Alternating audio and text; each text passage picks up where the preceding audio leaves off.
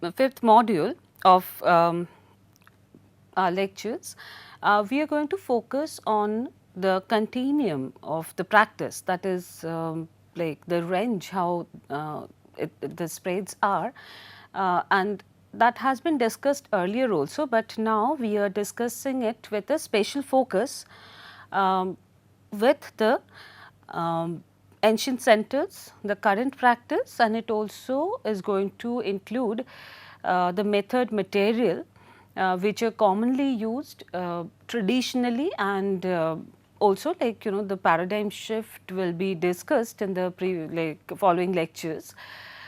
With that, we are also going to show you a few videos and case studies, the interviews, and how the live survey can be conducted, and which are the information like we can compile from the available sources, and later we use it for our research and practice.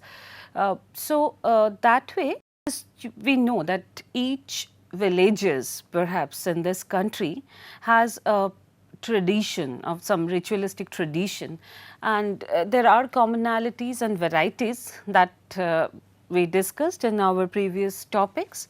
So, it developed in its own scroll painting tradition also, which includes narrative scrolls and the stories, myths in poetic formats supported by narrative illustrations that are marked by the characteristics of content from the technique developed on the local ethos, the ideologies, the principles, the available patronage, supports, and that together they indicate the socio-economic condition that comes into some favor. So, we need to see which are the operating factor that is there. So, in that way there are quite a few major traditions that we are familiar with. One is if we go back to Rajasthan, that is known for the Pabuji ke Fad. Fad is another version of Pat. Pat is canvas.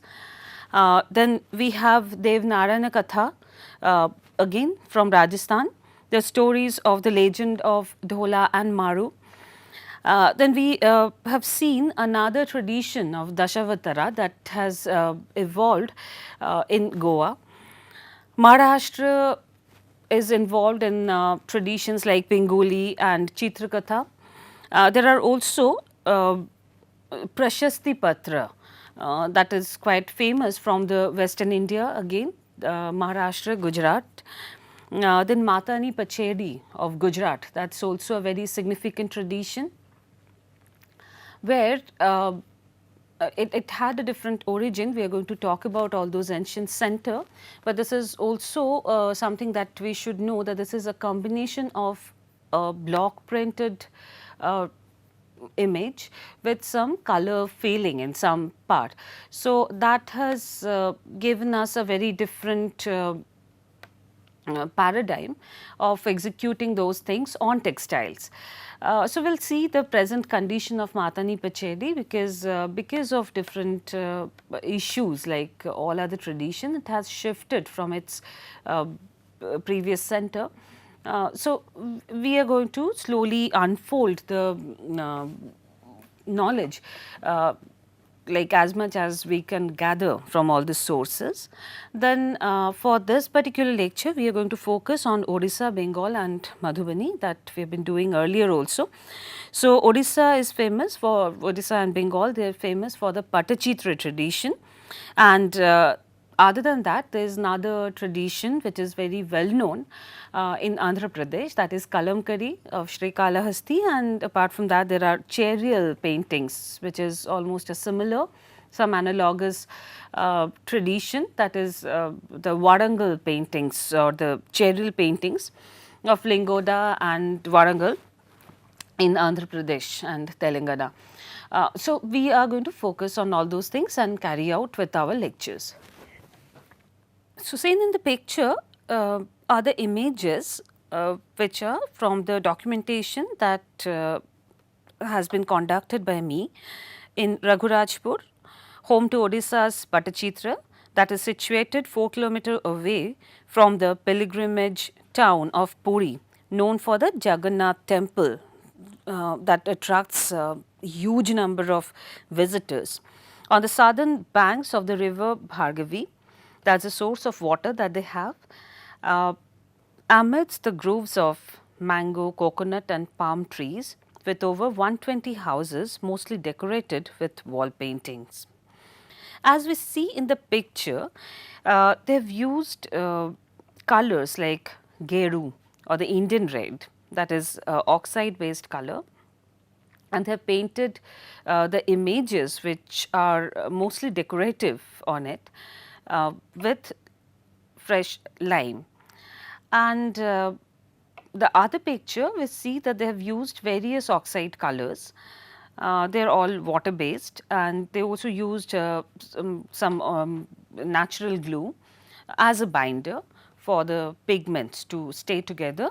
And the paintings are done on the cemented wall, which is like having a thatched roof condition. So, these are the village houses and they are painted which is connected to the ritualistic purposes, and that is a common feature that we have been watching so far.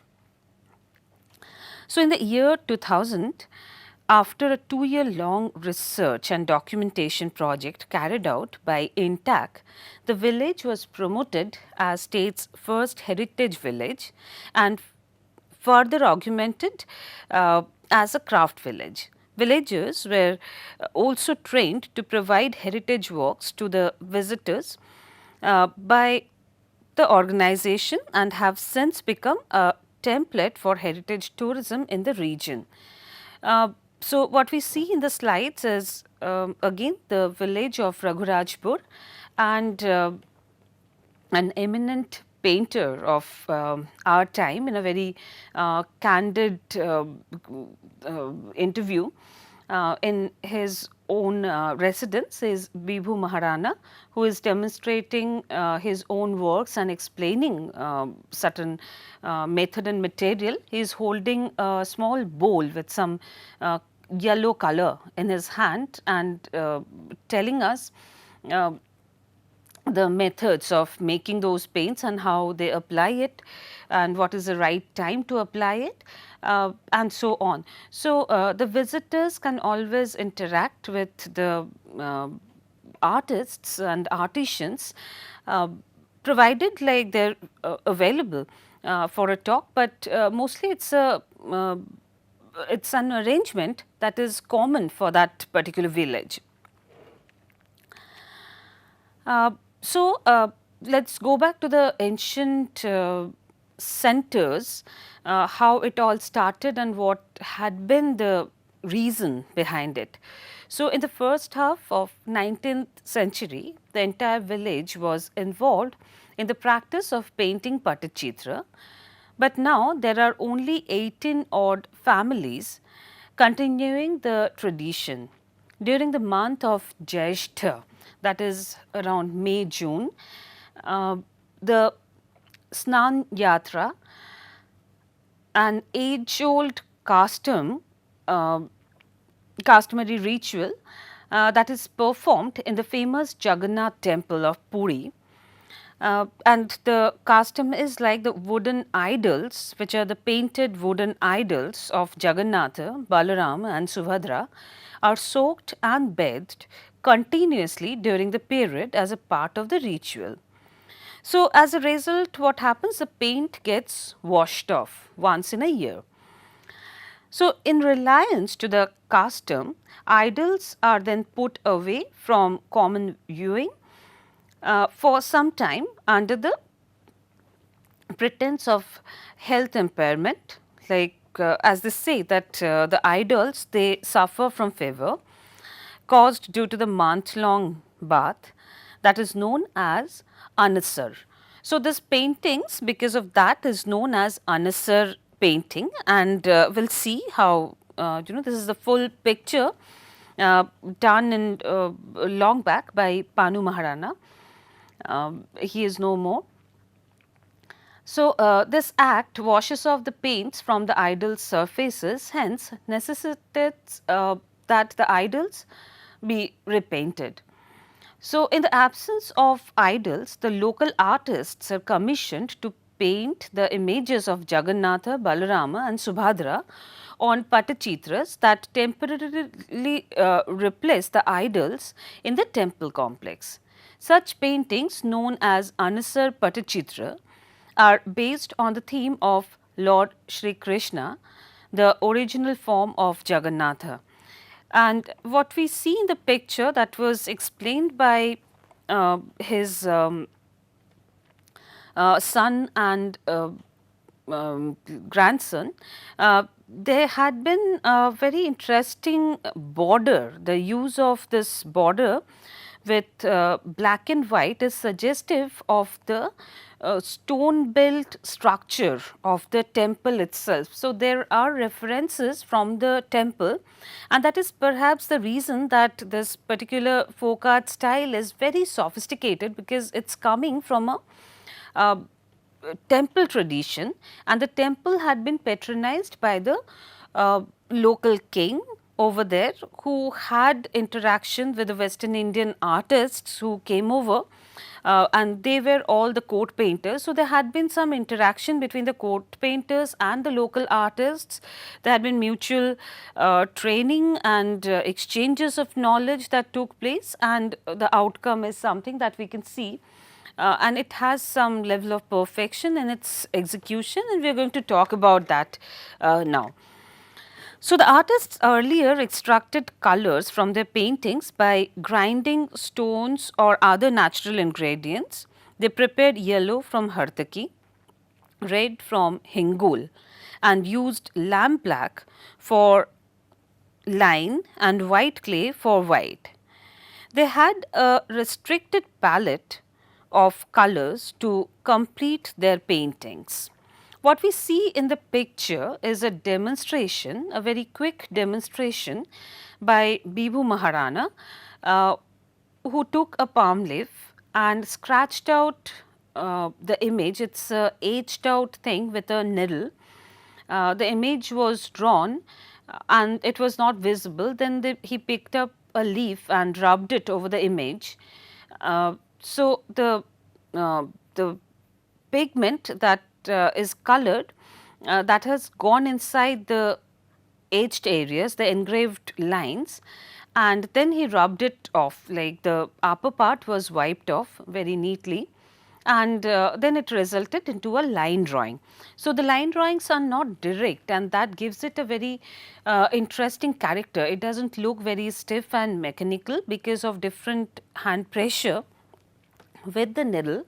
The drawing has variation in line, though the, like, we cannot compare this with the naturalistic variation in line.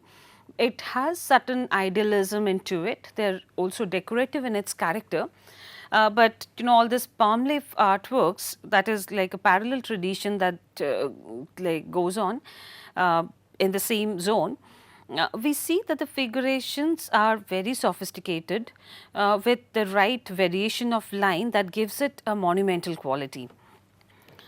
The thick brushes for filling in colors were made from the hair of a calf traditionally. The medium brushes were made out of the hair of goat from the lower abdominal part. Finer brushes were made out of the fur of a rat. They also used cow and squirrel hair brushes with sheer perfection. A gum made of tamarind seed extract is still used to prepare the base, that is known as a pot or canvas, by pasting the layers of cloth. A decorative border is a must to begin with the painting. So, there are two images from a dark interior of a house.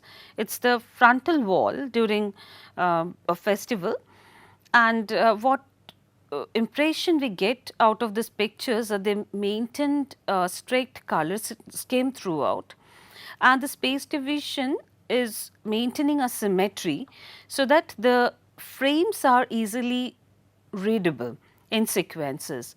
So, what we see in the pictures are lots of asymmetric images and some dynamic formation of different elements. Like at the corner left, what we are watching is a water body with lots of ducks and other animals, and in the river bank there are cows standing there. So, it is a combination of human figures, flowers, fruits, water birds, all sort of flora and fauna. And ultimately, the brushwork is giving it sophistication. The background and the foreground is very clearly distinguished. Also, the use of color, which is very flat on the wall or on paper or whatever surface they are using, they make sure that they are very well contoured and very clearly identified. So, there is a high contrast that is helping the images to get revealed, so that the story is very clear and as unambiguous as possible.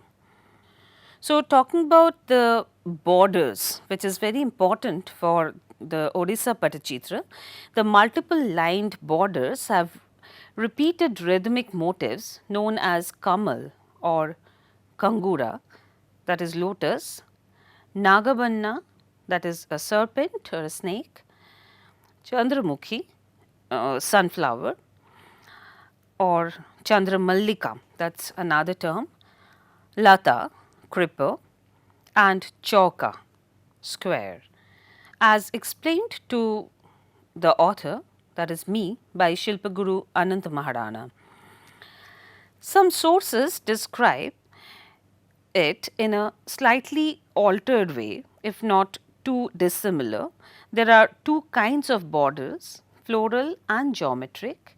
Common motifs painted in these borders are called Dahaniya Machi, Kangura, Lahara Machi, Gulai, Sapa, and chalk. That we get to see in the image also, that there is a serpent formation which is completely spiral at the top of the frame, and then slowly it is coming to the flowers and the creeper, the lata, and chalks are the geometrical squares that are also there. The colors used in the pictures are mandatory, and according to the instruction from Shastras and ancient texts. Another very important observation that has to be made, that they avoid any empty space in their paintings. They have this tendency to fill up everything, and the reason perhaps is that they did not want any pictorial depth to be created that gives us a illusion of depth. Illusion of depth is common in European Renaissance paintings, and linearity is something which is almost avoided in these pictures, and wherever there is an empty area, they put some decoration to bring the entire frame in a single plane as much as possible.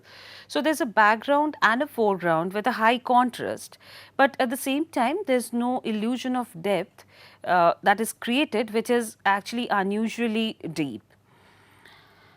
So, adequate coats of paints are applied in layers, and finally the part is heated in a high coal flame to fix melted resin, that is the resin is like it's also found from a natural source which is known as rojon, and everybody knows it as rojon in the like in the locality, and lacquer, a dust powdered lacquer on the surface as a protective layer on the painting. The women of the household usually conduct this fixing process by heating the painting with skillful control. It cannot be overheated. It has to be controlled so that the resin gets fixed. The resin and powdered lacquers, they are working as a fixative there. So, it melts in the heat and it burns if the heat is not controlled properly. So, it needs some practice that is evident. So, Raghurajpur is the center, but the practice of painting can also be observed in Puri and Dandashahi, though in a small scale. So, it is not as wide as Raghurajpur, but still there are practices and they sell the paintings are available there, and it is not only selling, but they are ready for display. Bengal Pattachitra artists follow a similar process of color making, which is not actually very different from it. In Raghurajpur village, the wall paintings are also done using the same paints. Interference by the middlemen on the sales leading to exploitation enormously affected the painter community, who refrained from taking up painting or the traditional painting as a profession. That went on for a very long time, and that was quite unfortunate, and that was almost suggested a decline in this tradition, but it again got revived. So, I will tell you a few datas that is very difficult not to reveal, but there are very few authentic sources because these are all collected from the common statements made by the local people, and we may just trust on that and develop a story.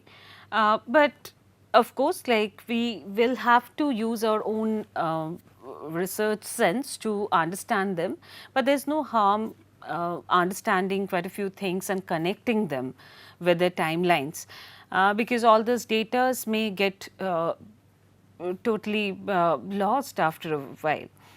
So, around 1950s, Elena Gilly, an American visitor who was highly impressed by the works of the painters from Dandashahi, that is the other center that I have been talking about.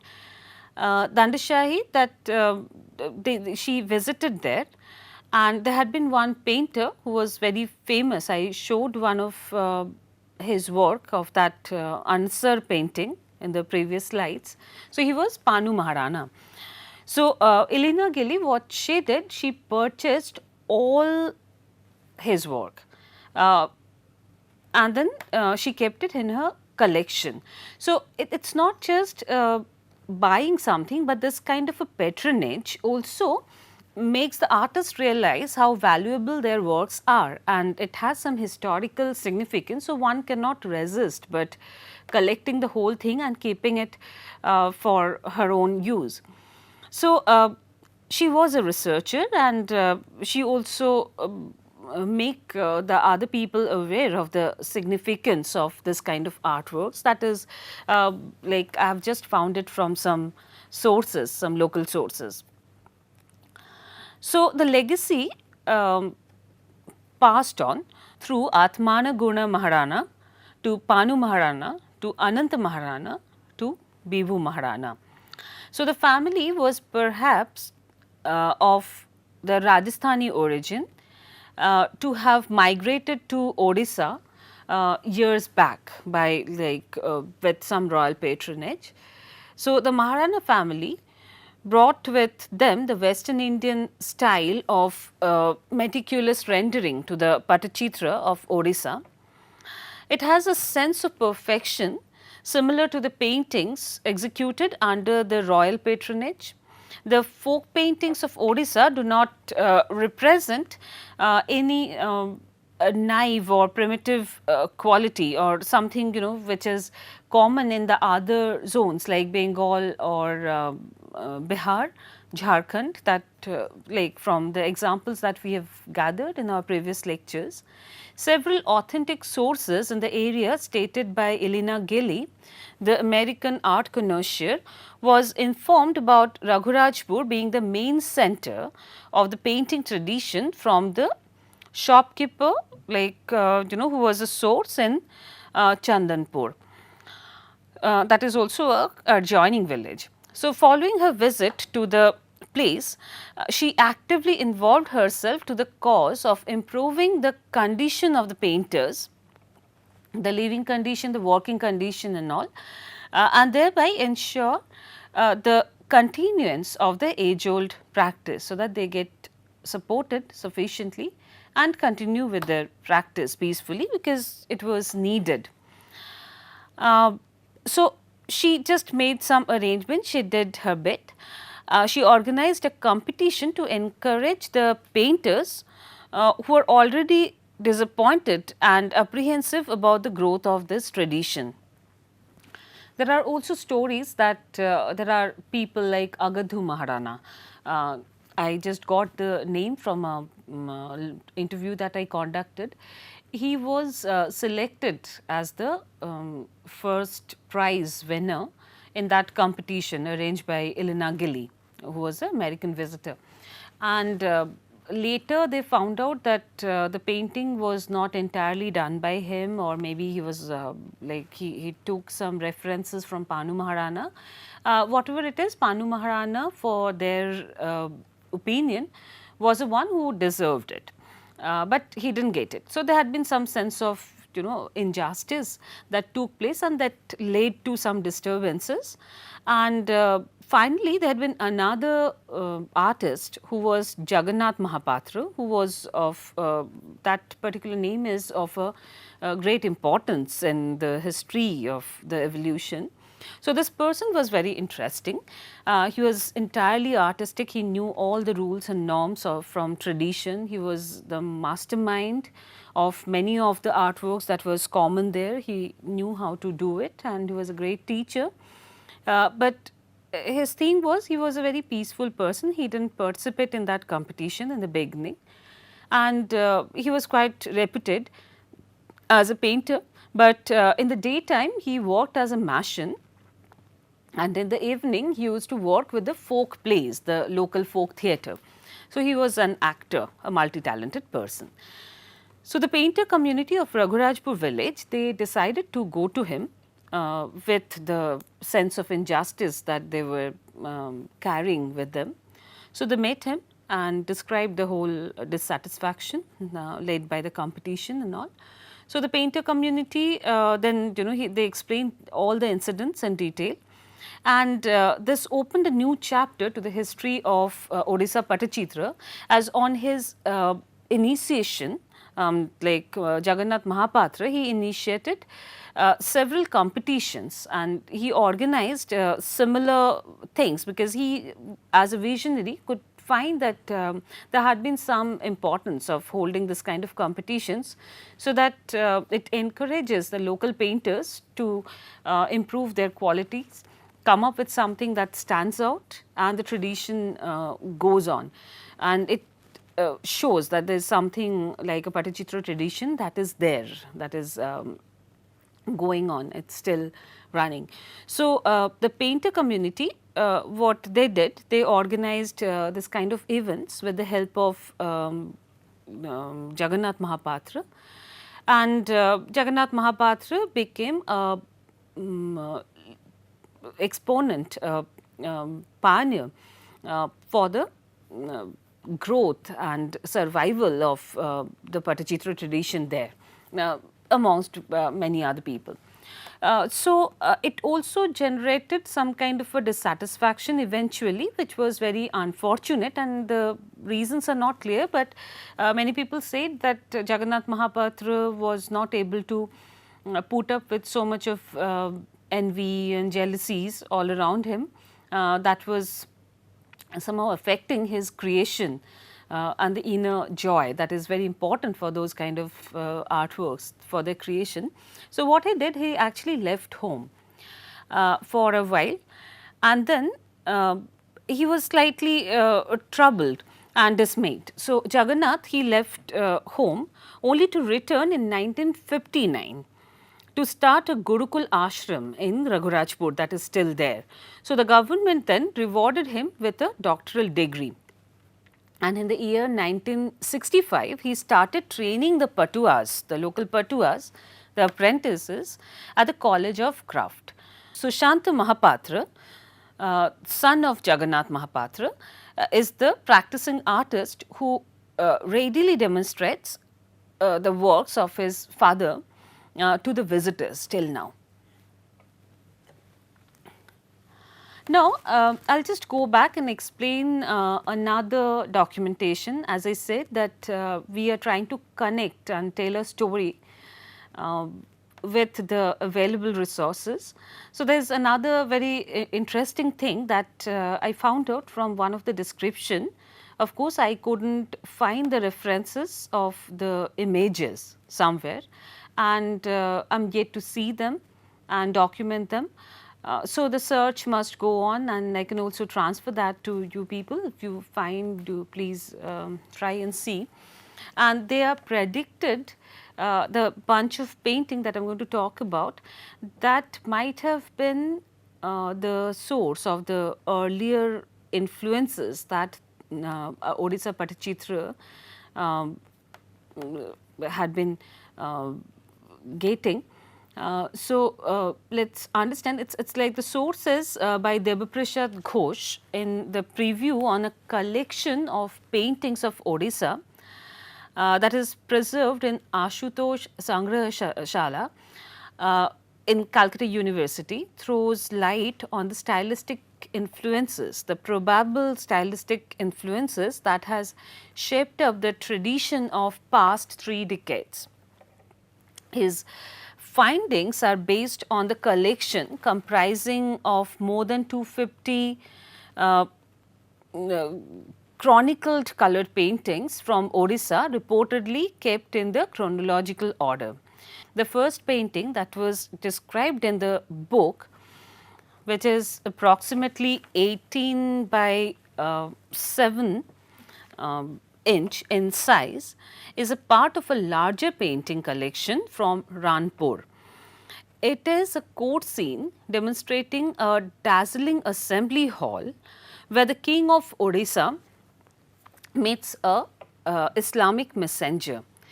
Except for one Habsi guard, the other guards in the picture are drawn in profile.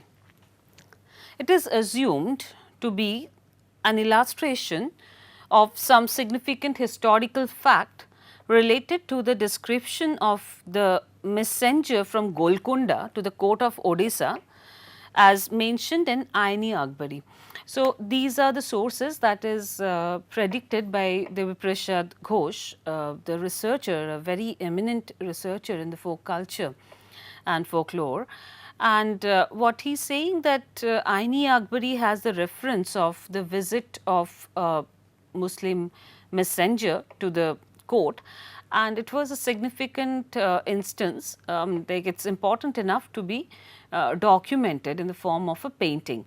And in that painting, they used, as they are saying, that there had been one face that was in profile, the rest of the things were frontal.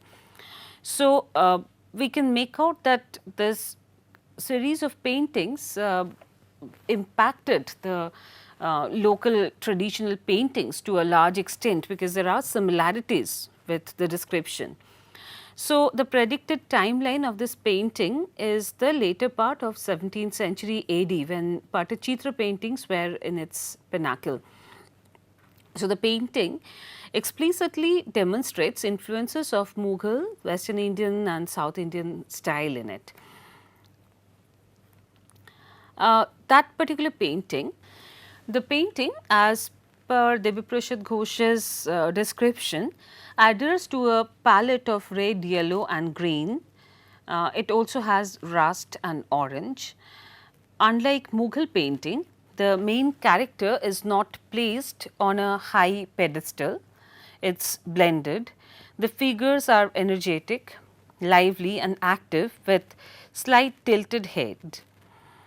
To give it some kind of a movement that that it just indicates the participation that they are speaking with a tilted head, all placed in a zigzag linear formation, just to accommodate more people, to emphasize on the crowd. It is an assembly and many people are present there. So, it has a zigzag linear formation. with stretched body gestures, their hands raised in various postures, which is very expressive, with fine curvature of their swords, flags and rods, having some alert expression in their face. So, it we can make out that they are emphasizing on the personal expressions there, and also there are mentioning that they are wearing some decorated and brightly colored costumes which are intricate, which had some intricate patterns embroidered into it, or maybe it's painted or printed over it, but they are very rich. So, these are the royal costumes that was very meticulously painted, and that we get to see the similar kind of thing in the present artworks of Odisha also, that they are filled up with intricate patterns, they are very rich and it is all very closely connected. There are many events, many figures happening in a single frame. So, that is another formation which supports the narrative, and it was there. So, there are connections that can be assumed through it. So, however, I am just going back to the description of it, that as we say, the alert facial expression, wearing intricately decorated and brightly colored costumes, a white dot in each eyeball, enlivens the expression that is still there in Odisha Bhattacharya, which is highly individualistic and not archetypical and repetitive. So, the scheme of color is reminiscent of Mughal painting, of course, over decorativeness typically of Odisha's existing artwork, detailing in the draperies as similar to the southern western style, maybe the kalamkari and other block print tradition that was there, also the hembru and other things that we can make out, because that was the local costume of that time after the Muslim invasion. As compared to the exuberance of the figuration, the quotations of Jahangir and Shah Jahan's assembly from the pure Mughal painting look more archaic and as stiff as the dolls of Ras Leela ceremony. So, that was the observation. So, it is more like what we see in these paintings, we can figure out that that was more like a formulation of the local style and with the royal influence. So, when it becomes too formal, so these paintings were something which was in between. So, they worked as a transition, or perhaps it was a parallel tradition.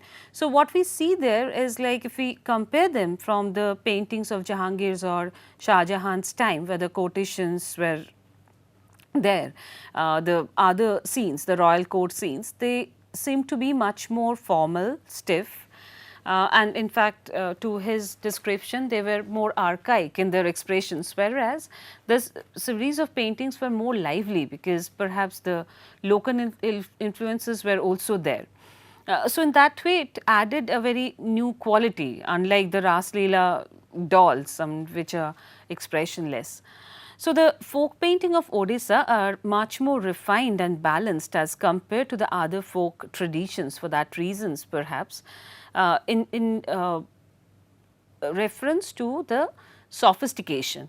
But then that is not the only criteria to praise the artworks, but right now we are trying to see and appreciate the tradition. When we compare, we feel that the level of sophistication was much higher because of this royal patronage, but that can also be, it can also be said that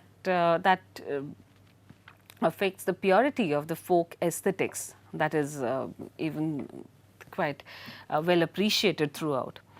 So, the subject matter of Pattachitra can be broadly divided into 6 categories. So, the pictures of Lord Jagannath, episodes from Hindu epics, themes from folklores and fables, ritualistic themes which are connected to the regular vrat and other rituals. There had been patterns and symbolic images which are connected to that, and then like that is connected to worshipping different gods and goddesses, sometimes the local gods and goddesses, animals, birds, and the erotic themes.